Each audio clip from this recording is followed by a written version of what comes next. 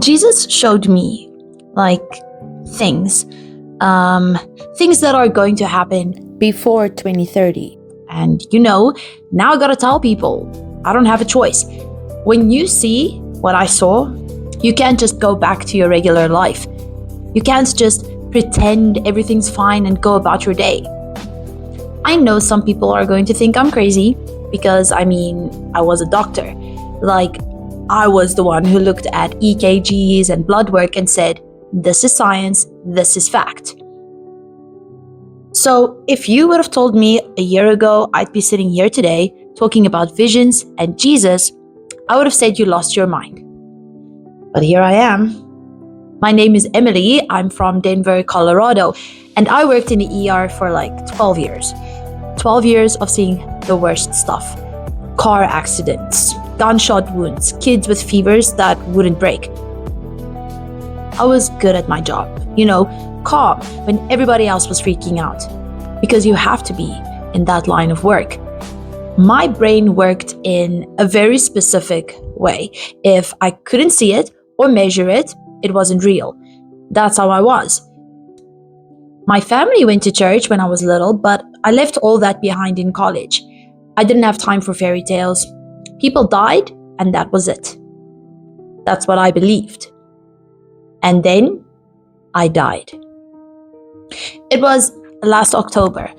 I had just finished the double shift, like 16 hours on my feet, running from one room to the next, and I was exhausted. I remember getting in my car in the parking garage and thinking, man, I just want to get home and fall into bed. I was driving down I-25 and the sun was coming up. One of those beautiful Colorado mornings, where the mountains are all pink and orange.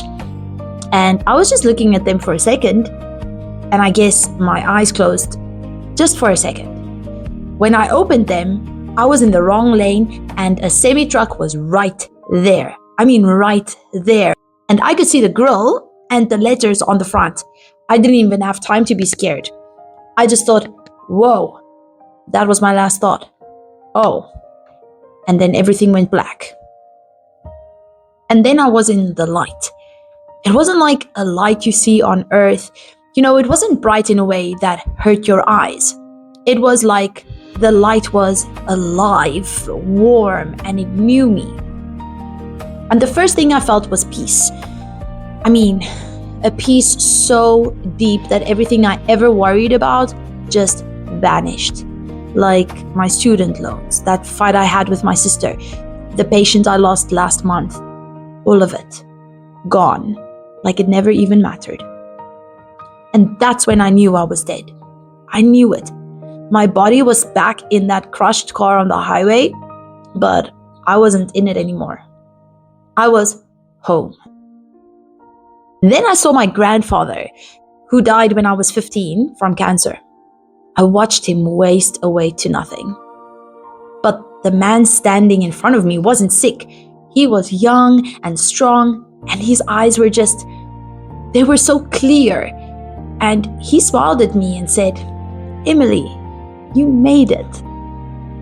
I wanted to run to him, but before I could, the light behind him got brighter, and I saw him.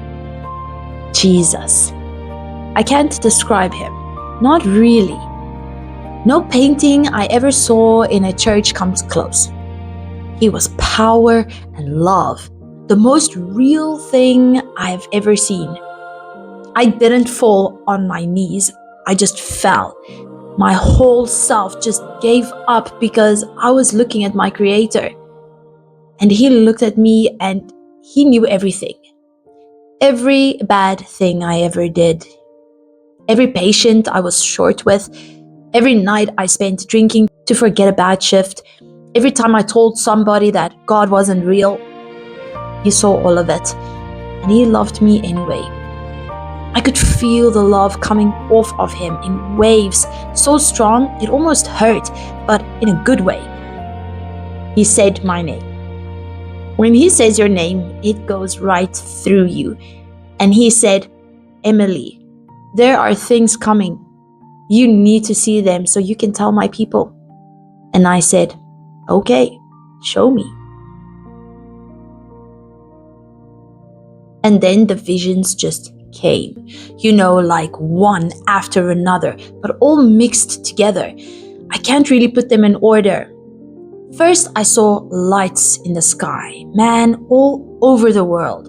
Over Jerusalem, over New York, over these little villages in India. And they looked like stars. But they were moving together to make patterns. And people were standing in the streets looking up, taking videos, thinking it was amazing, a miracle. And then beings came out of those lights, bright and beautiful. And they spoke with so much wisdom, telling us we were all gods, that we didn't need to be saved. We just had to look inside ourselves and find the light. They quoted the Bible. Man, they knew scripture better than any pastor I ever heard. But when they talked about Jesus, they said he was just a good teacher, a prophet, not the Son of God. And I saw millions of people believing them. Good people, people who went to church every Sunday, falling for it because it felt so good. It felt so loving, but it was just a lie.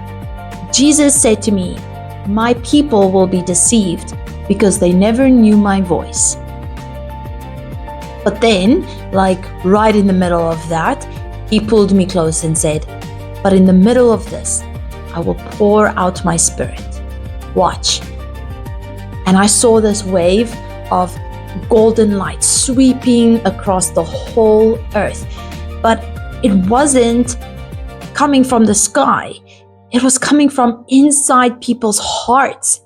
And everywhere I looked, I saw ordinary people falling on their knees and meeting Jesus for the first time. I saw a young software engineer in an office with all these screens.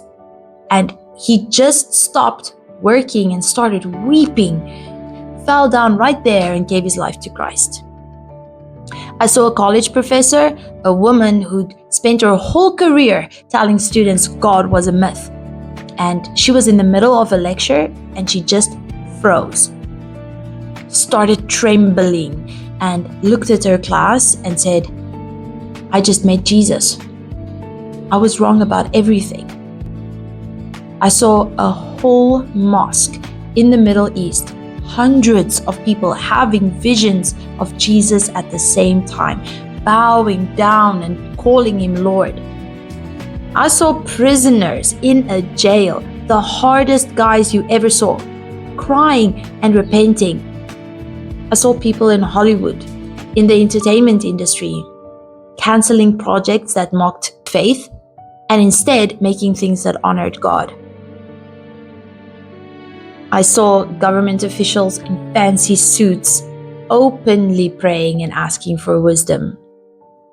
And it wasn't some big organized thing, it was happening in homes, in office break rooms, in school cafeterias, little groups of believers glowing with a light the world couldn't ignore. Jesus showed me gifts too. Some people got the ability to heal the sick, and when they prayed, real healings happened. Tumors disappeared, blind eyes opened, and it pointed straight back to Jesus. Others, they just knew, they could instantly tell when something was a lie. They could hear it and know it was counterfeit. And the ones who stayed faithful, they weren't afraid, even when their own families kicked them out, even when they lost their jobs. They had joy, real joy, like nothing here could touch them. Jesus looked at me and he said, "This is my true church, not built on programs or big names, but on humble hearts that know my voice. They will shine so bright that many who were deceived will find their way back to me." Then he showed me the earth shaking, and I was looking at the coast of California, the whole coast, and I could see the fault lines under the ground, like X-ray vision. The San Andreas cracked with this deep groaning sound, like the earth was screaming, and the ground split open from San Diego all the way up past San Francisco. The Golden Gate Bridge, I watched it twist and fall into the ocean, just broke like a toy. And buildings were crumbling, and I could hear people screaming. Then I was in Japan, Tokyo, and the skyscrapers were swaying like trees in the wind, and they all just came down, one after another, and a huge wave, a tsunami, came and swallowed up the city.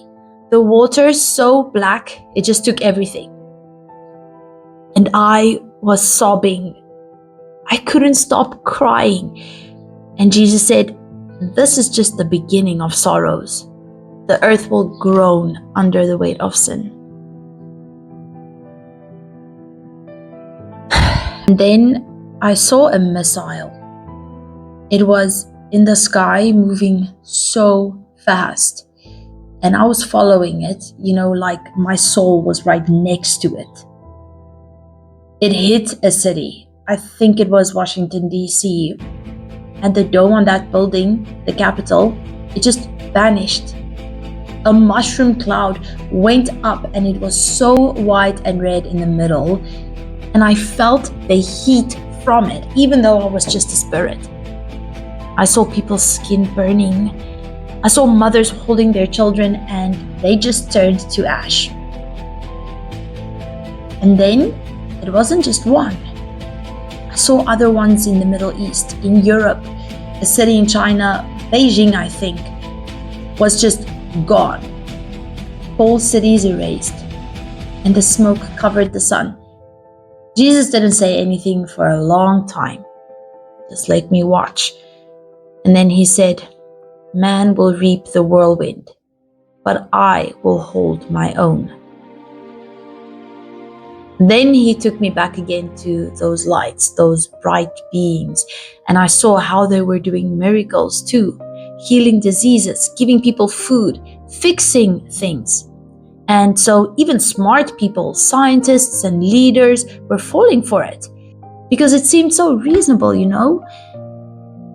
But I saw some believers, they just had this knowing, and they could see right through it. And they were pointing people to the real Jesus, and nothing could shake them. Before we move on, if this testimony is resonating with you, please consider liking this video and subscribing to the channel.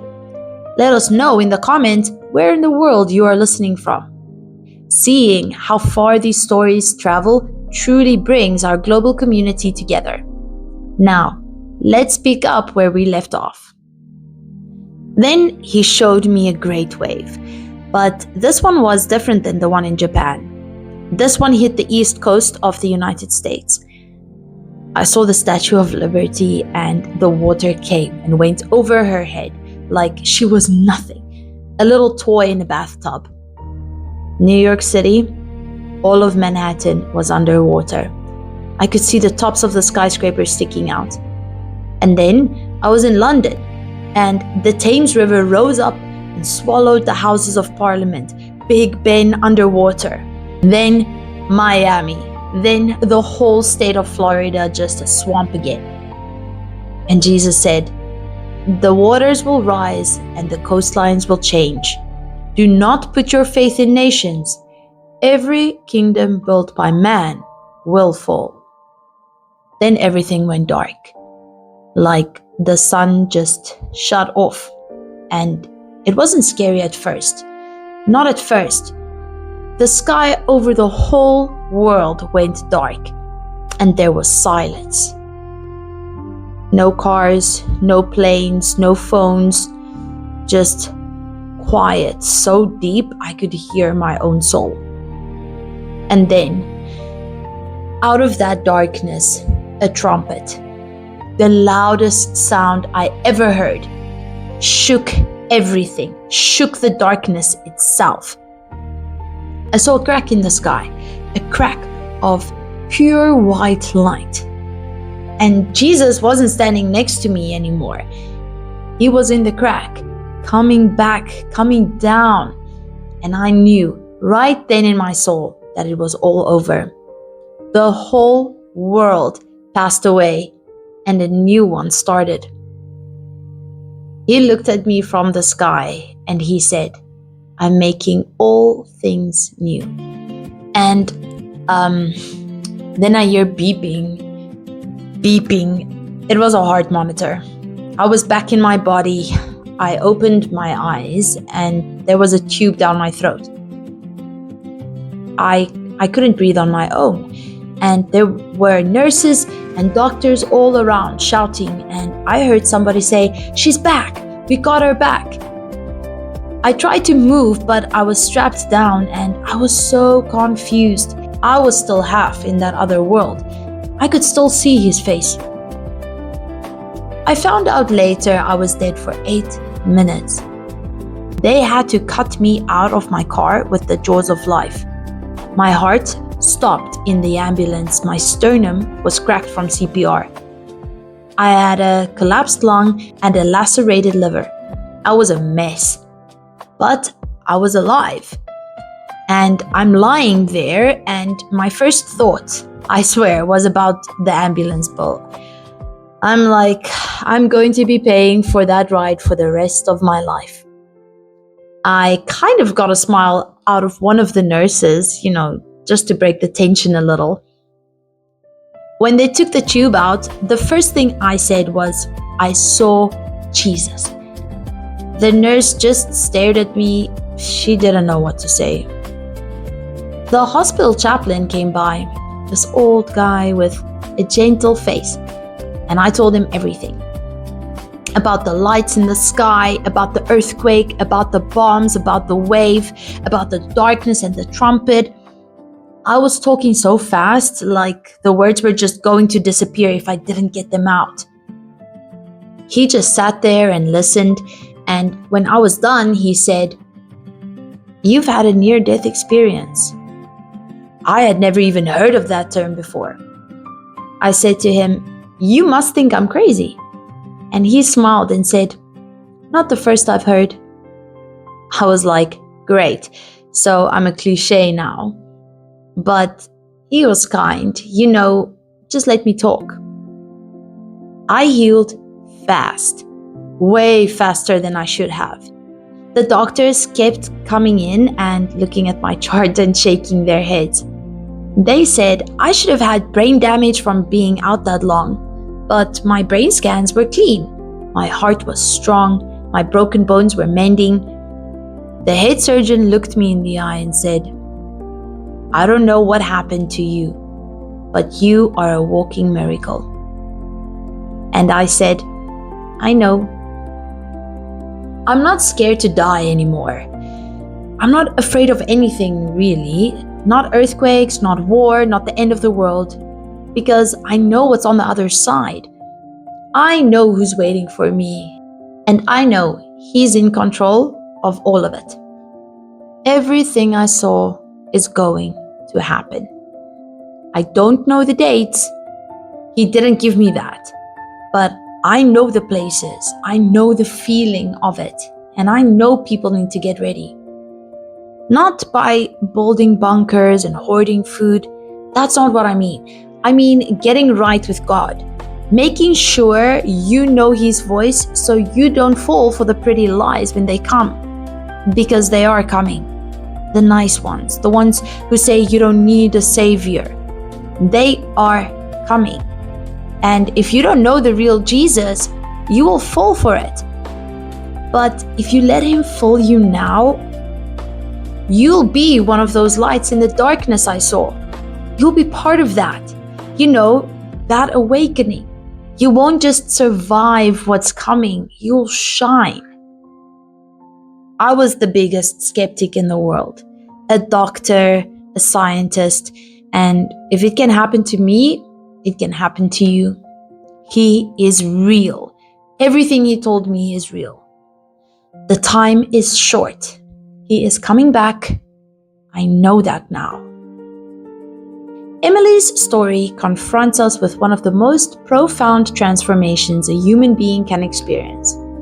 The shift from cold scientific logic to a spiritual awareness capable of looking beyond the visible world. Her account is not merely testimony of a moment when time stood still on a Colorado highway, but a touching reminder of our fragile existence and the value of every single moment. Too often, we live crushed by daily anxieties, forgetting to ask ourselves what truly remains when everything else fades away. The core lesson of this experience speaks of hope, reconciliation, and a peace beyond logic. It is a heartfelt invitation to pause, look within, and make peace with ourselves and others before it is too late, reminding us that we do not need to touch the end to start living with love and authenticity. If you have also lived a near-death experience and are looking for a place to share it without fear of judgment, or if you are simply going through a difficult time and want a safe space to tell your story and be heard, we invite you to join our community. You will find the direct link in the video description or in the pinned comment. If this testimony touched your heart, subscribe to the channel so you don't miss future stories. And leave a comment telling us which city or country you are listening from today to discover just how small and connected the world really is.